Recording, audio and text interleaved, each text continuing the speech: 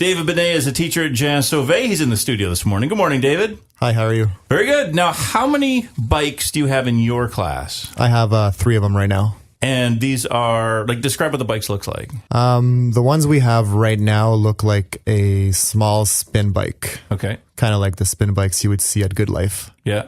But they're for kids. Okay, so what happens? You're sitting in class and all of a sudden you see Billy get up and he walks to a bike. They're Why Josh. is he doing They're that? pretty much named Josh. So Billy or Josh, if he goes up to use the bike, it's basically because he has that need. So we're teaching students to self-regulate.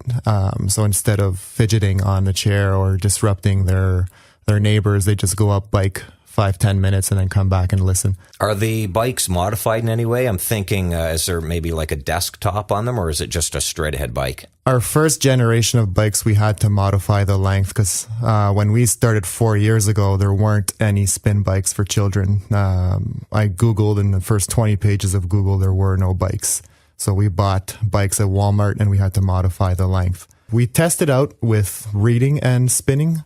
And what usually happens is either the student reads and just sits on the bike, or they stop reading and they spin.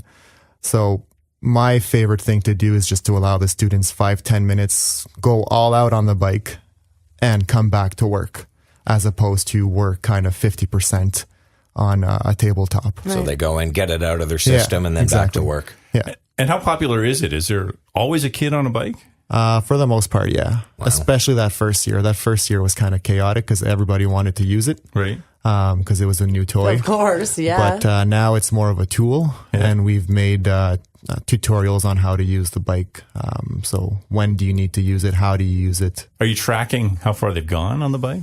We've cycled over 30,000 kilometers in 4 years. This is so cool. So That's amazing. where did this come from? I mean, there's only a couple schools in Ottawa. Maybe you're the only one in Ottawa doing this. Where does money come from for something like this? We in Orleans are lucky to live in a middle class society where parents are able to fundraise and etc. So the parents play a big role. But there are many opportunities out there.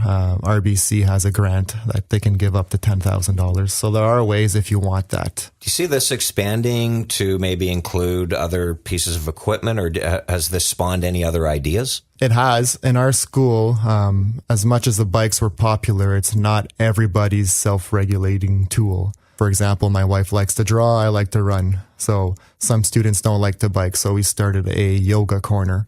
So for 5-10 minutes, instead of biking, they can go do some yoga. And Wow. are you seeing awesome. results? Absolutely. Yeah.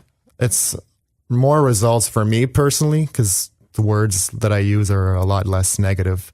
So it just creates that positive culture. David Benet, thank you for coming in to tell us about this. Thanks for having me.